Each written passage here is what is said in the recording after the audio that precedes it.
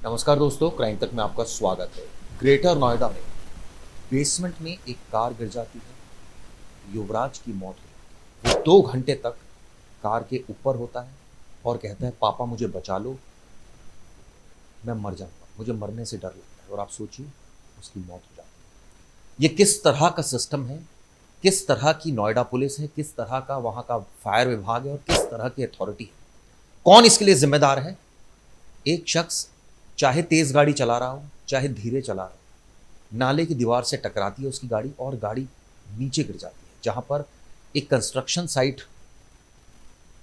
ये कहा जा रहा है मॉल बनने जा रहा था, और वहां पर 20 फीट से ज्यादा गहरा गड्ढा था जहां पर ये कार गिर जाती है। और आप सोचिए, वो मदद के लिए चिल्लाता रहता है।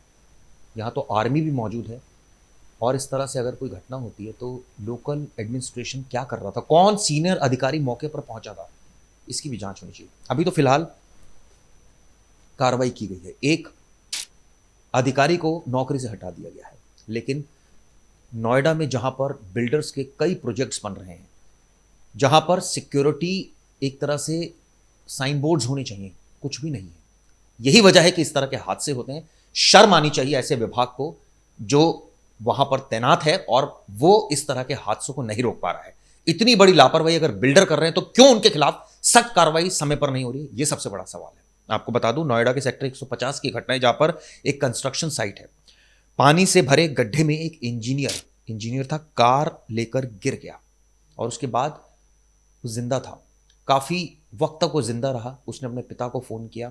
जब उसके पिता आधे घंटे में मौके पर पहुंचे तो देखा कि कार के ऊपर वो किसी तरह बैलेंस बना के बैठा हुआ है। लेकिन आप सोचिए, 80 कर्मचारी मौके पर पहुंचते हैं अलग अलग विभागों के, लेकिन वो कर क्या रहे थे? क्या इस तरह की ट्रेनिंग भी नहीं दी जाती हमारे अधिकारियों को? इस तरह के लोकल विभाग का क्या मतलब है? हमारे यहां तो आर्मी भी बुला लेते, बचा लेते किसी की जान। मुझे याद है जब हरियाणा में, आपको याद होगा, एक बच्चा बोरवेल में गिर गया था। एनडीआरएफ, तमाम विभाग पहुंचा था, आर्मी पहुंची थी और आखिरकार उस बच्चे को बचा लिया गया था। तो क्यों यहां लापरवाही हुई? ठंड थी, पानी ठंडा था, कोहरा था। ये बहुत ही सेंसिटिव मामला है और इसको लेकर सख्त से सख्त कार्रवाई होनी चाहिए ताकि भविष्य में इस तरह की कोई घटना ना हो। ये इतने बड़े बड़े बिल्डर इतने पैसे लोगों के लेते हैं, बड़े बड़े प्रोजेक्ट्स बनाते हैं, लेकिन सिक्योरिटी के नाम पर आप सोचिए, गहरे गहरे गड्ढे कर दिए, कोई साइन बोर्ड्स नहीं है, कोई वहां पर प्रॉपर बाउंड्री वॉल नहीं है। ये बात ठीक है, एक्सीडेंट हो सकता है, कोई आदमी, ये भी हो सकता है कि सीधा गाड़ी वहां टक्कर मारे और नीचे गिर जाए, लेकिन आपके पास कम से कम विभाग तो ऐसा होना चाहिए कि उसको बचा ले टाइमली। ये बहुत ही सोचने वाली बात है। खैर, आपको बताता हूं आगे क्या हुआ। इंजीनियर कार के ऊपर खड़ा हो गया और मदद के लिए गुहार लगाता रहा, लेकिन मौके पर मौजूद बचाव दल ने देर से रेस्क्यू किया। ये आरोप लग रहे हैं और ये आरोप वाकई बहुत संगीन है। अगर देर से रेस्क्यू ऑपरेशन शुरू हुआ और ढिलाई से शुरू हुआ, आप क्यों नहीं बचा पाए एक आदमी को जो आपको दिख रहा है 2-2.5 घंटे से है? आपने क्रेन मंगा ली, मैं देख रहा था एक विजुअल जिसमें रस्सी थी, गाड़ी लिफ्ट करने की कोशिश की जा रही थी। क्या पहली बार ऐसा हुआ था कि कोई गाड़ी गड्ढे में गिरी थी या इस तरह से कोई गिरी थी और उसको बचाया नहीं गया था? दरअसल ये नोएडा 150 सेक्टर की घटना है। युवराज है लड़के का नाम, और उसके पिता ने नोएडा प्रशासन पर कई आरोप लगाए हैं। 3 विभाग के लगभग 80 लोगों की टीम मौके पर पहुंची, और आप सोचिए, फायर डिपार्टमेंट, नोएडा पुलिस और एसडीआरएफ, ये तीनों विभाग को आने वाले वक्त में इसका जवाब देना पड़ेगा। खासकर जो नोएडा अथॉरिटी चल रही है, नोएडा अथॉरिटी के सीईओ का भी इस पर बयान है, वो भी आपको बताता हूं क्या उनका कहना है। आप सोचिए, मेरा बेटा कार के ऊपर खड़ा होकर खुद को बचाने की 2 घंटे से गुहार लगाता रहा, लेकिन उसका रेस्क्यू नहीं किया जा सका और कार डूब गई, जिससे उसकी मौत हो गई। अगर बैरिकेडिंग की जाती, रास्ता बंद होता तो हादसा नहीं होता, ऐसा लोगों का कहना है। और एक जूनियर इंजीनियर की नौकरी से निकाल दिया है। ट्रैफिक से जुड़े कामों के लिए जिम्मेदार दूसरे अधिकारियों को शो कॉज नोटिस दिया गया है।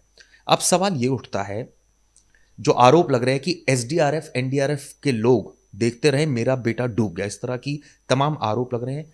ये कितना गहरा गड्ढा था, कितने बजे के आसपास ये हादसा हुआ, कितनी देर तक वो वहां पर था, क्यों नहीं बचा पाए अधिकारी, कितने विभाग वहां पहुंचे, कितने कर्मचारी वहां पहुंचे? क्या इस तरह की ट्रेनिंग नहीं दी जाती हमारे डिपार्टमेंट्स को कि इस तरह से अगर साइट हो, और साइट इस तरह से खुली कैसे हुई है कि आप कंस्ट्रक्शन कर रहे हैं, इतने गहरे गहरे गड्ढे कर रहे हैं, सरिये भी हो सकते हैं उसके अंदर, लेकिन सवाल ये उठता है कि उसके लिए कोई प्रॉपर फेंसिंग क्यों नहीं की जा रही है?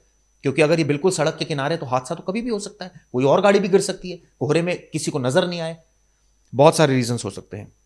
एक चश्मदीद का बयान है, उनका कहना है वो डिलीवरी एजेंट है, वो भी यही सेम आरोप लगा रहे हैं। इस मामले में एफआईआर जो दर्ज की गई है वो रियल एस्टेट डेवलपर के खिलाफ की गई है।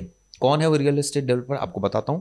आपको बता दूं, सेक्टर 150 टी पॉइंट के पास बेसमेंट था, जहां पर एक ये बताते हैं, नॉलेज पार्क कोतवाली पुलिस ने रविवार को 2 builder company Mz wish town planners और लोटस ग्रीन के खिलाफ मुकदमा दर्ज कर लिया। इन दोनों बिल्डर्स के खिलाफ मुकदमा दर्ज किया है।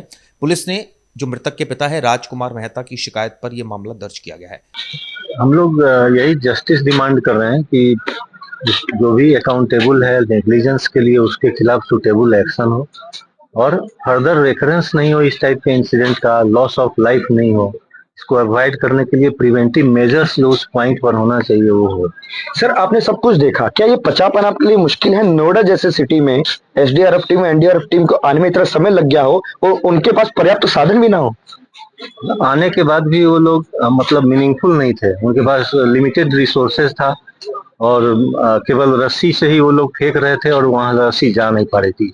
फिर उनको अल्टरनेट ऑप्शन एडॉप्ट करना चाहिए था कि बोट का लेते यूज करते, या कोई स्विमर या डाइवर होता वो जाकर मेरे बेटे के पास पहुंच जाते, तो उसकी जान बच सकती थी। लगभग कितना समय लगा दोनों टीमों को आने में? करीब वो अपना जो बॉडी रिकवर करने के लिए वो लोग 3 से 4 के बीच में आए। ज्यादा टाइम का उतना एग्जैक्ट मुझे नहीं पता, मैं दौड़ भाग बहुत कर रहा था। और 6 बजे उनका बोट जो है प्रिपेयर हुआ रिकवरी के लिए, 6 बजे मॉर्निंग। क्या तर्क दे रहे थे, क्यों अंदर नहीं गए वो देखने के लिए? बोले कि इसमें बहुत गहरा है, जगह जगह सरिया है, वो उसमें हम नहीं जा सकते, वहां पर डैमेज हो सकता है। लेकिन सवाल ये उठता है कि ये बताते हैं जमीन lotus green construction private limited की थी, जहां लगभग 50 फीट गहरा एक गड्ढा खोदा गया था, उसमें पानी था, प्लॉट पर कोई बैरिकेडिंग और रिफ्लेक्टर्स नहीं थे, जिस कारण ये हादसा हुआ। एमजेड विश टाउन प्लानर और डेवलपर की ओर से गंभीर लापरवाही हुई है। करीब 12 बजे उनका कहना है कि मेरे बेटे का फोन आया था और तकरीबन वो नाले में गिर गया, उसे बचा, ये उसने कहा था, और वो 30 मिनट के अंदर घटनास्थल पर पहुंच गए थे और उनका घर घटनास्थल से ज़्यादा दूरी पर नहीं था और करीबन 2-2.5 घंटे के बाद बच्चे की जो गाड़ी है वो डूब गई, जिस वजह से उसकी मौत हो गई। लेकिन जो हमारा प्रशासन है, जो हमारा सिस्टम है, वो मुंह ताकते हुए देखता रह गया। जो एफर्ट्स थे वो नाकाफी साबित हुए। आपको बता दें, 1999 में युवराज का जन्म हुआ था, बिहार के रहने वाला है परिवार और डाटा इंजीनियरिंग के पद पर तैनात था। वो गुरुग्राम की एक निजी कंपनी में वो काम कर रहा था और ऐसे में उनकी जो मदर हैं, 2 साल पहले उनकी भी डेथ हुई थी। उनकी बहन यूके में रहती है। अब आप सोचिए, इस तरह की घटना थी, वो अपने ऑफिस से घर जा रहा था तभी अब वाकया हुआ।